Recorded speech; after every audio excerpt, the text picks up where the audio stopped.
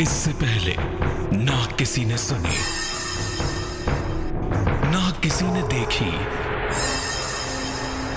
इतनी सटीक भविष्यवाणी। चाल चक्र।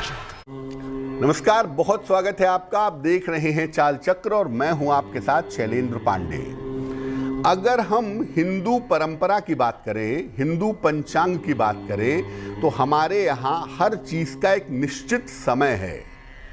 कुछ समय ऐसा होता है जिसमें पूजा करना ज्यादा अच्छा होता है, कुछ समय ऐसा होता है जिसमें शादी विवाह करना अच्छा होता है। इसी क्रम में चातुर्मास में कोई भी शुभ कार्य करना सामान्यतः मना किया जाता है। और आज से वो समय शुरू हो रहा है जब अगले 4 महीने तक आप शुभ कार्य नहीं कर पाएंगे, आप भौतिक जगत के शुभ कार्य करने से रोके जाएंगे। चाल चक्र में आज क्या खास है, चलिए बताते हैं आपको। चाल चक्र में आज बात करेंगे देवशयनी एकादशी के बारे में। आपको बताएंगे कि आज देवशयनी एकादशी है और आज से हमारे जीवनचर्या में किस तरह के परिवर्तन होंगे। अगले 4 महीने तक शुभ कार्य बंद हो जाएंगे, आखिर क्यों? और आपको यह भी बताएंगे कि भगवान विष्णु की कृपा से आपको इस समय कौन सा मनचाहा वरदान मिल सकता है, कौन सी कृपा प्राप्त हो सकती है। तो आज देवशयनी एकादशी है और शास्त्र कहता है कि देवशयनी एकादशी से लेकर के देवोत्थान एकादशी तक कोई भी शुभ और कोई भी मंगल कार्य आप नहीं कर सकते हैं। इस पूरे मामले पर चर्चा करेंगे, लेकिन पहले एक नजर डाल लेते हैं आज के पंचांग पर। आज तिथि है आषाढ़ शुक्ल पक्ष की एकादशी तिथि। शाम को 7:17 तक। नक्षत्र है अनुराधा नक्षत्र, रात के 8:33 तक। इसके बाद ज्येष्ठा नक्षत्र। चंद्रमा वृश्चिक राशि में संचरण कर रहे हैं। राहु काल का समय शाम को 3 बजे से तकरीबन 4:30 तक। उत्तर दिशा की तरफ आज यात्रा करने की मनाही है, लेकिन अगर यात्रा करना जरूरी है, मजबूरी है, तो जरा सा गुड़ खाकर और भगवान का स्मरण करके यात्रा करेंगे तो मुश्किल से बचे रहेंगे। इसके पहले की चर्चा की शुरुआत करें, आपको बताते हैं वो टेलीफोन नंबर जिस पर फोन करके आप कार्यक्रम में हमारे साथ जुड़ सकते हैं। हमारा फोन नंबर है 0120-480-7333 0120-4807-333। अब जैसा कि मैंने शुरू में ही कहा कि देवशयनी एकादशी से लेकर के देवोत्थान एकादशी तक, इन 4 महीनों तक शुभ कार्य बंद हो जाते हैं। आखिर 4 महीने शुभ कार्य आज के बाद से या आज से क्यों बंद हो जाएंगे?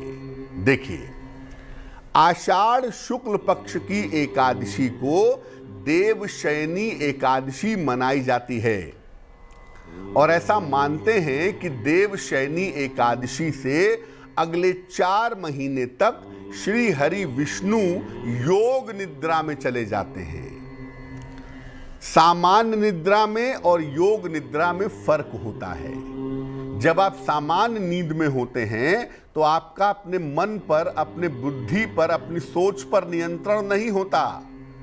आपको जिस भी तरह के सपने आएंगे वो आएंगे, आप रोक नहीं सकते उन्हें। लेकिन योग निद्रा का मतलब होता है कि निद्रा की ऐसी स्थिति जिसमें मन चैतन्य रहे, मन को पता हो कि मैं सो रहा हूं। मन के 2 हिस्से हो जाते हैं, एक हिस्सा कहता है मैं सो रहा हूं और दूसरा हिस्सा मन को सोते हुए देखता है। ये योग निद्रा है, साक्षी भाव है।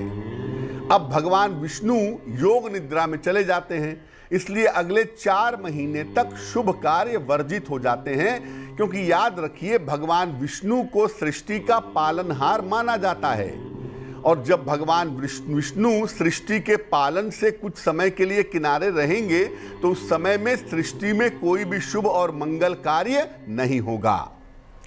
इसी समय से चातुर्मास की शुरुआत भी हो जाती है। मोटे तौर से चातुर्मास में 4 महीने होते हैं, सावन, भाद्रपद, आश्विन और कार्तिक। इन 4 महीनों में शुभ कार्य बिल्कुल मना होते हैं। सामान्यतः जो तपस्वी होते हैं वो साल भर अलग अलग जगह पर भ्रमण करते हैं।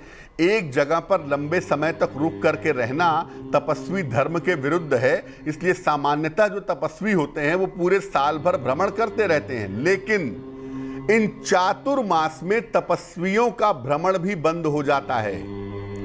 चातुर्मास में केवल ब्रज की यात्रा की जा सकती है और चातुर्मास में तपस्वियों के भ्रमण पर रोक है और जहां पर आप हैं वहीं पर रहिए। अगर ब्रज की यात्रा करनी है तब तो ठीक है, लेकिन अगर काशी में पड़े हुए हैं, बनारस में पड़े हुए हैं, कहीं भी पड़े हुए हैं, वहीं पर अब 4 महीने तक रह करके कठोर साधना आपको करनी है। तो 20 जुलाई से लेकर के 13 नवंबर तक अब शुभ कार्य बंद रहेंगे। एक मोटा प्रश्न, एक बड़ा प्रश्न दिमाग में आता होगा कि क्या भगवान वास्तव में सो जाते हैं? अगर भगवान सो जाएं, ईश्वर सो जाए, तो क्या सृष्टि चल पाएगी? और आप कह रहे हैं कि भगवान सो जाते हैं तो भगवान के सोने के बाद हम जीवन चलाएंगे कैसे? देखिए, होता क्या है, हरि शयनी कहते हैं ना कि हरि का शयन हो गया, भगवान विष्णु निद्रा में चले गए। तो हरि का मतलब होता है, देव का मतलब होता है तेज, तेज तत्व। हरि और देव का अर्थ तेज तत्व से भी होता है। इस समय में सूर्य, चंद्रमा और प्रकृति का तेज कम होता जाता है। आप देखिए, शुरुआत में बरसात होती है, सूर्य कम निकलता है, बारिश ज्यादा होती है, वातावरण थोड़ा डल हो जाता है। कुछ समय शरद रहता है, उसके बाद आ जाता है सर्दियों का समय, उसमें भी सूर्य बहुत तीव्र नहीं होता है। तो जो वातावरण का तेज है, जो वातावरण की शक्ति है, जो प्रकृति की शक्ति है, वो कम हो जाती है। इसीलिए कहते हैं कि देव शयन हो गया है, देवता सो गए हैं, क्योंकि इस समय शुभ शक्तियां कमजोर हो जाती हैं और शुभ शक्तियों के मजबूत हुए बिना कम से कम हिंदू परंपरा में, हिंदू धर्म में शुभ कार्य मना होते हैं। आप भले ही मॉडर्न हो जाइए, आप कहिए मैं कुछ नहीं मानता, मैं नहीं समझता, मत मानिए, लेकिन याद रखिए कि शुभ शक्तियों के कमजोर होने पर अगर काम करेंगे तो उसके परिणाम शुभ नहीं होंगे। और इस समय मान लिया कि आपने कहा कि मैं तो शादी करूंगा, मैं तो अगस्त में शादी करूंगा।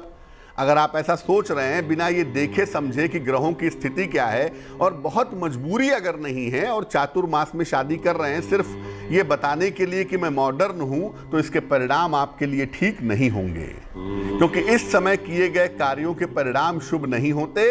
इसके अलावा कार्यों में बाधा आने की संभावना रहती है।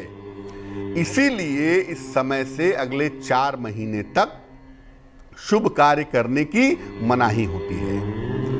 इन 4 महीनों में अगर आप देखें तो 9 दिन नवरात्रि के भी आते हैं, और इन नवरात्रि के 9 दिनों में ज्यादातर लोग शुभ कार्य करना शुरू कर देते हैं। लेकिन नवरात्रि के समय भी चातुर्मास चलता रहता है, इसलिए सामान्यतः नवरात्रि के समय में भी आप ऐसा नहीं कर सकते।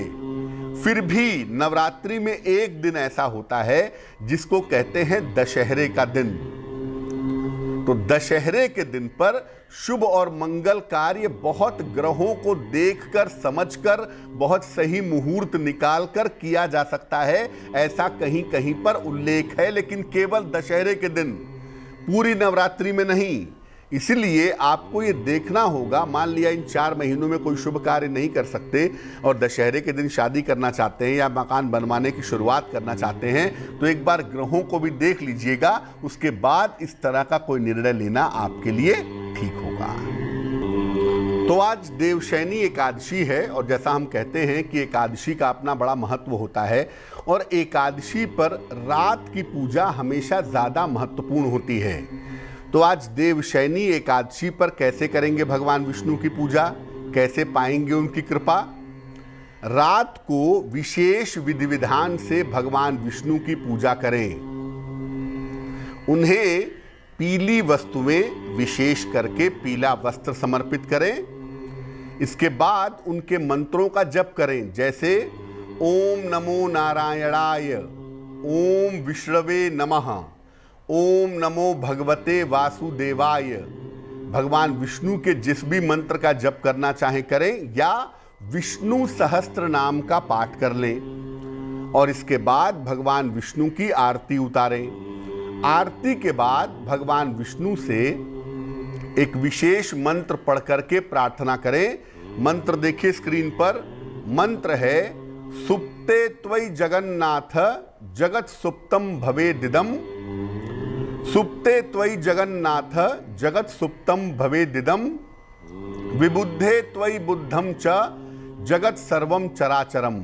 विबुद्धे त्वयि बुद्धम च जगत सर्वम चराचरम। इसके बाद प्रार्थना करें भगवान से और ये कहें कि हे प्रभु, आप भले ही योग निद्रा में हैं, लेकिन अपनी करुणा अपने बच्चों पर बनाए रखें, मेरे ऊपर, मेरे परिवार के ऊपर, सारी दुनिया के ऊपर अपनी करुणा बनाए रखें और हमारा पालन करते रहें। क्योंकि ऐसा नहीं है कि भगवान विष्णु योग निद्रा में चले जाएंगे तो वो भक्तों की बात नहीं सुनेंगे। भक्त और भगवान का संबंध जो है वो अटूट है। वो योग निद्रा में रहेंगे फिर भी आपकी पुकार उन तक पहुंचेगी और आप अपनी बात कहेंगे तो वो बात को स्वीकार करेंगे। इसलिए भगवान विष्णु की पूजा उपासना करने के बाद प्रार्थना करना बहुत जरूरी है। और योग निद्रा में भगवान विष्णु के चले जाने के बाद सिर्फ शुभ कार्य मना होंगे। विवाह मना होगा, गृह प्रवेश नहीं कर सकते, मकान बनवाने की शुरुआत नहीं कर सकते, ये सब काम मना होंगे। लेकिन ऐसा नहीं है कि आप भगवान की पूजा उपासना नहीं करेंगे, भगवान का स्मरण नहीं करेंगे, भगवान की प्रार्थना नहीं करेंगे। ये आप चातुर्मास में जितना ज़्यादा से ज़्यादा करेंगे उतना ही ज़्यादा अच्छा होगा। अब अगर आपको मनचाहा वरदान चाहिए भगवान विष्णु से तो इसके लिए आज क्या करेंगे? आपको पहले बताया कि भगवान विष्णु को पीला वस्त्र आपको समर्पित करना है। तो भगवान विष्णु को पीला वस्त्र समर्पित करें और साथ में थोड़े से पीले चावल को हल्दी से रंग लीजिएगा। थोड़े से पीले चावल भी भगवान विष्णु के चरणों में रखिएगा और रात भर भगवान विष्णु के चरणों में उस कपड़े में पीला चावल रखा रहेगा। अगले दिन सुबह यानी कल के दिन सुबह आप उस चावल को उस पीले कपड़े में बांध लीजिएगा, उसकी पोटली बना करके अपने पास अपनी अलमारी में सुरक्षित रख लीजिएगा। ये उपाय बहुत कारगर होता है उनके लिए जो विवाह के लिए प्रयास कर रहे हैं, चाहे आप स्त्री हो या पुरुष हो। अगर ये उपाय आज रात के समय में आप करते हैं, ये उपाय अगर आज रात के वक्त आप करते हैं तो निश्चित रूप से आपका विवाह होना संभव होगा। इसके अलावा अगर आपकी धन की मनोकामना है, अगर आपकी संतान की मनोकामना है, अगर आपकी करियर की मनोकामना है तो ये मनोकामना भी आपकी पूरी हो जाएगी। वक्त एक छोटे से ब्रेक का है, लेकिन ब्रेक पर जाने के पहले जान लेते हैं कि आज की जिज्ञासा क्या है। आज की जिज्ञासा है कि क्या चातुर्मास में पूजा उपासना करना भी मना रहता है? और अगर पूजा उपासना करते भी हैं चातुर्मास में तो किसकी करेंगे? क्योंकि भगवान विष्णु तो योग निद्रा में चले जाते हैं। इस महत्वपूर्ण प्रश्न का उत्तर देंगे एक छोटे से ब्रेक के बाद।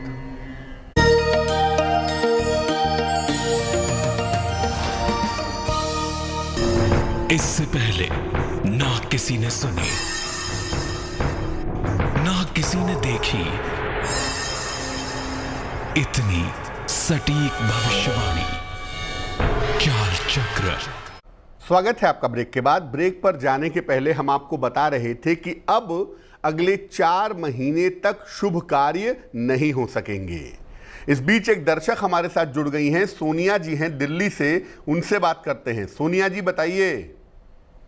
राम राम जी। राम राम जी, मुझे अपने बेटे के बारे में पूछना है। जन्म तारीख बताइए बेटे की। उसकी है 1998, तारीख 9 मार्च। समय बताइए।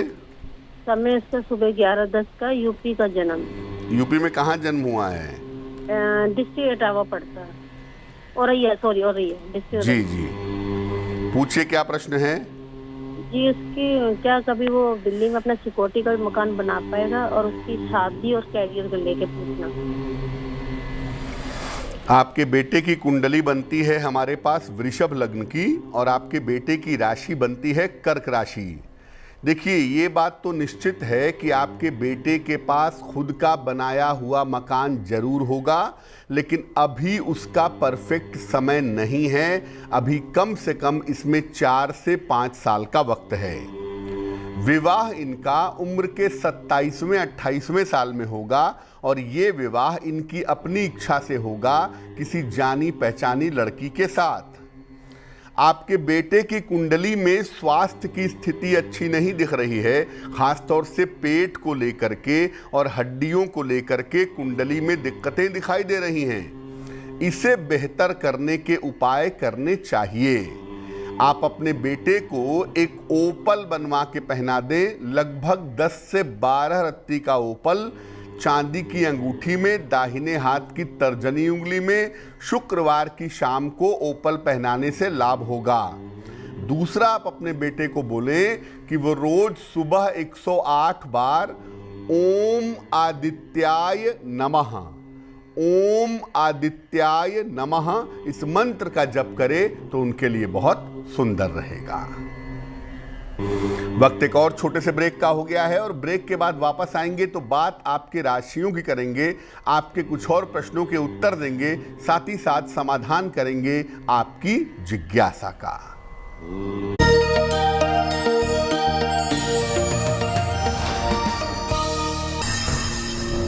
इससे पहले ना किसी ने सुनी, ना किसी ने देखी इतनी सटीक भविष्यवाणी। चाल चक्र। स्वागत है आपका ब्रेक के बाद। ब्रेक पर जाने के पहले हम आपके प्रश्नों के उत्तर दे रहे थे और आपको बता रहे थे कि अब अगले 4 महीने तक शुभ और मंगल कार्य नहीं हो सकेंगे। बात अब आपके राशियों की करेंगे, आपके प्रश्न का उत्तर भी देंगे, लेकिन उसके पहले स्वस्थ रहने के सरल उपाय निरोगी भव में।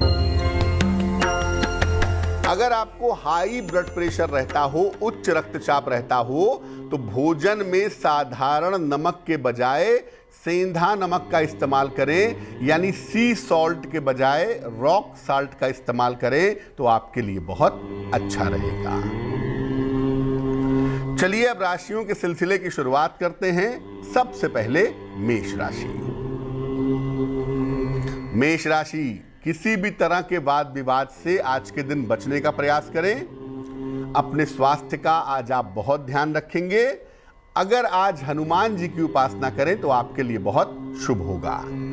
शुभ रंग होगा आपका लाल और भाग्य आपका साथ निभाएगा 60%।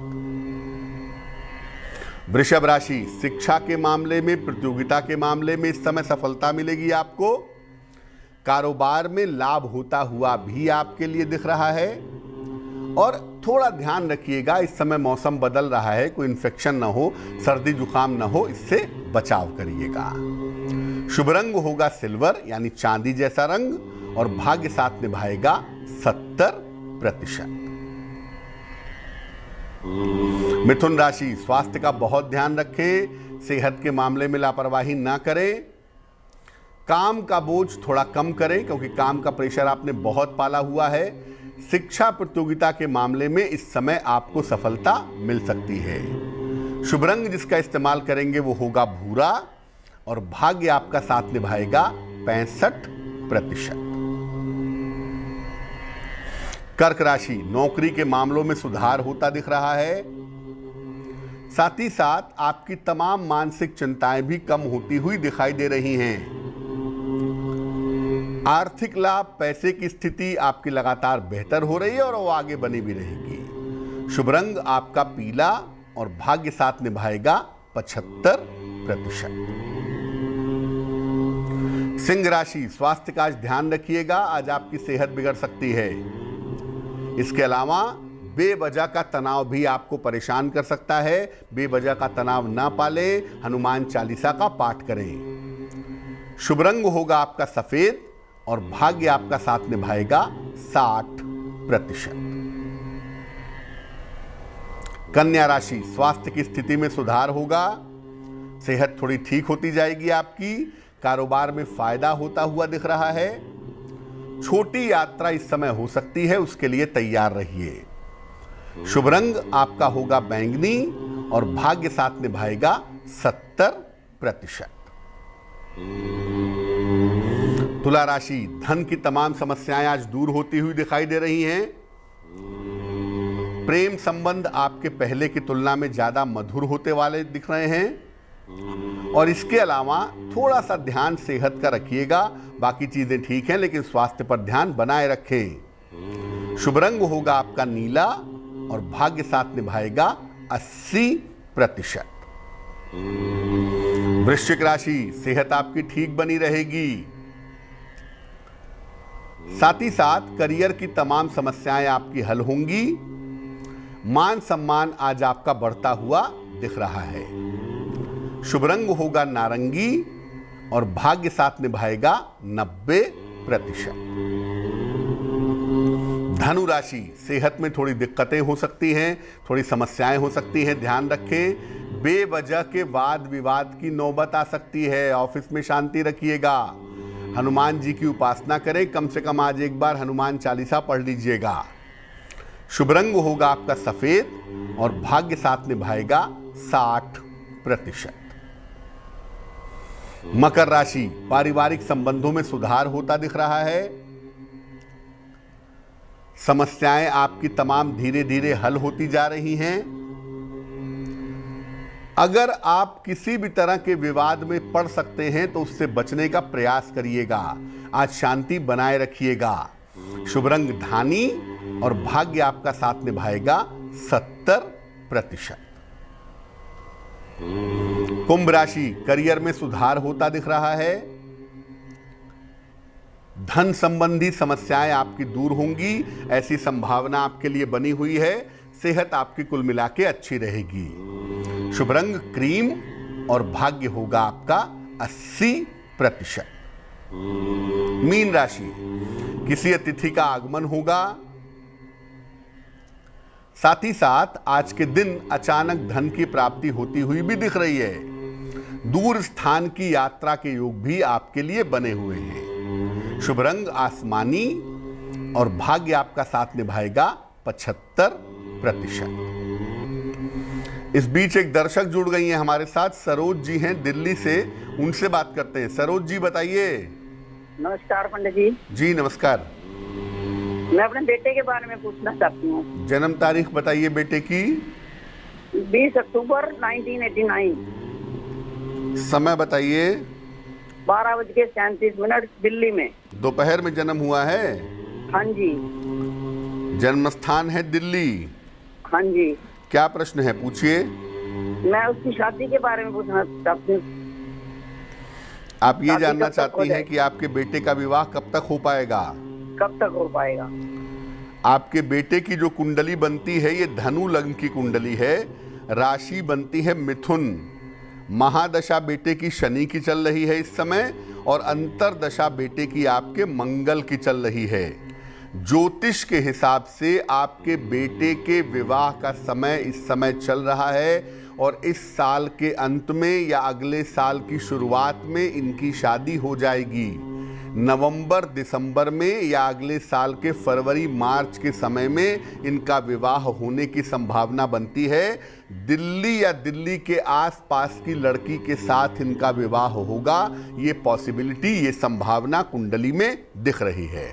पहली बात।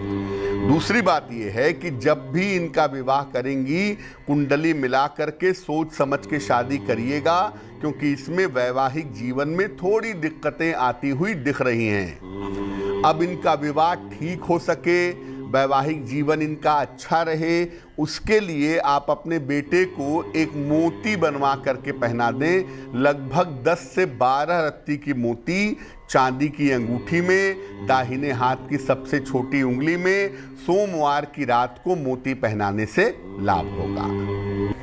एक और दर्शक हमारे साथ जुड़ गए हैं, रजित हैं पीलीभीत से, उनसे बात करते हैं। रजित बताइए। सर मैं अपनी बहन के बारे में सवाल पूछना चाहता हूँ। जन्म तारीख बताइए बहन जी की। 26 अप्रैल 1984, 1984। समय बताइए। सुबह 7:17। कहाँ पे जन्म हुआ है?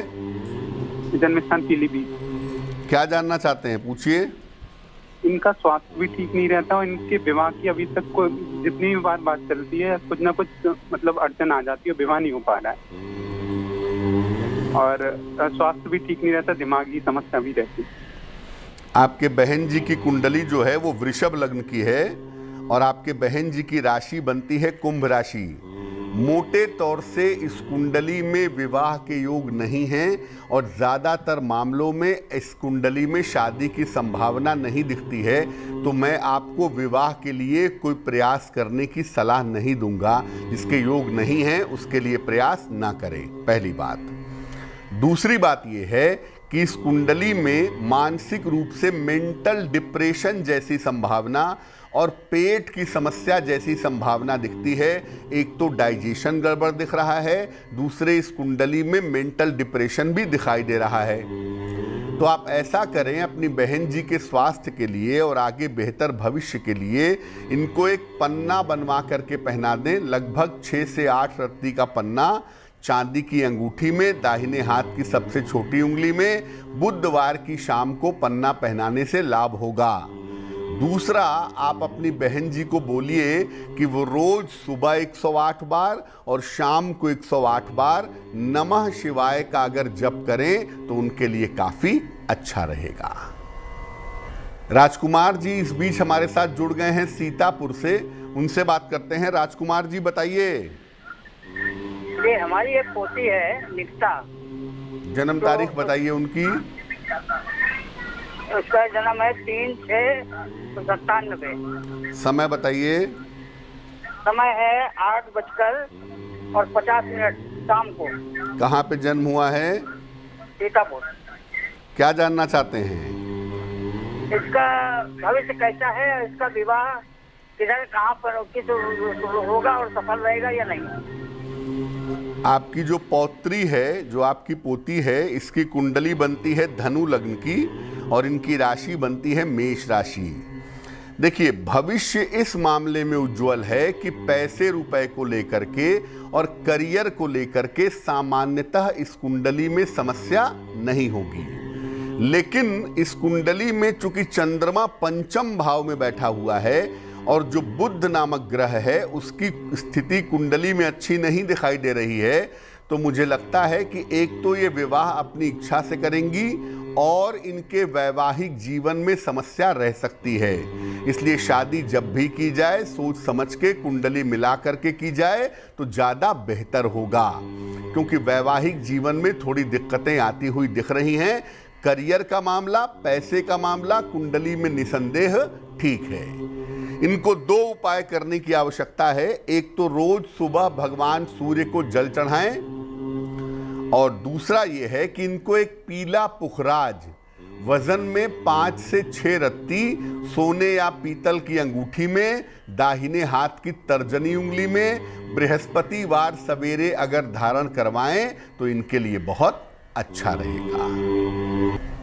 इस बीच एक और दर्शक हमारे साथ जुड़ रहे हैं, अजय जी हैं धनबाद से, उनसे बात करते हैं। अजय जी बताइए। प्रणाम पंडित जी। जी प्रणाम। पंडित जी, हम अपना मम्मी के बारे में पूछना चाहते हैं। उनका तबीयत हमेशा खराब रहता है। जन्म तारीख पता है माता जी की? नहीं, मेरा अपना बताइए। मतलब मेरे से देख के पता। आपकी डेट ऑफ बर्थ क्या है? 12 अक्टूबर 1998। समय बताइए। शाम को 4 बजे, 4:20 पर। कहाँ पे जन्म हुआ है? धनबाद में, सिजुआ कतरास में। आपकी जो आपकी कुंडली बनती है, इस कुंडली के हिसाब से आपकी माता जी को हड्डियों की और ब्रीदिंग यानी सांस की समस्या की संभावना दिखाई दे रही है। इस कुंडली के हिसाब से माता का स्वास्थ्य बिल्कुल अच्छा नहीं है और लगभग पिछले 3 साल से बहुत अच्छा चलता हुआ दिख भी नहीं रहा है। कारण उसका ये है कि आपका जो चंद्रमा है उसकी स्थिति बिल्कुल भी अच्छी नहीं है। मीन लग्न की कुंडली है आपकी, राशि आपकी मिथुन है और चतुर्थ भाव का जो स्वामी है बुध नामक ग्रह, वो कुंडली में कमजोर स्थिति में दिखाई दे रहा है, शनि से पीड़ित है। तो स्वाभाविक सी बात है कि माता का स्वास्थ्य बहुत अच्छा नहीं है। आप अपनी माता जी से कहिए कि वो रोज सुबह और रोज शाम 108 बार ओम नमो भगवते वासुदेवाय ओम नमो भगवते वासुदेवाय, इस मंत्र का आपकी माता जी सुबह शाम 108 बार जप करेंगी। साथ ही साथ हर बृहस्पतिवार के दिन केले का दान करेंगी या गाय को केला खिलाएंगी, जैसा भी ठीक लगे। अगर ये उपाय आपकी माताजी नियमित रूप से करें तो उनके स्वास्थ्य में सुधार होना शुरू हो जाएगा। वैसे अप्रैल 2022 तक आपको अपनी माता के स्वास्थ्य का बहुत ध्यान रखना चाहिए। चलिए अब बात कर लेते हैं उनकी जिनका है आज जन्मदिन। जिन लोगों का जन्मदिन है उन्हें हम सबकी तरफ से जन्मदिन की हार्दिक शुभकामनाएं। आने वाले वर्ष में धन और संपत्ति की स्थिति आपकी उत्तम रहेगी। आपके पारिवारिक मामले, आपके स्वास्थ्य के मामले बेहतर होंगे। विवाह और संतान के मामलों में थोड़ा विलंब होगा। इस साल परिवार के बड़े बुजुर्गों के स्वास्थ्य का अगर आप ध्यान रखें तो आपके लिए बहुत अच्छा होगा। क्या करेंगे? पूरे साल भर नमः शिवाय का जप करें तो आपके लिए बहुत अच्छा रहेगा।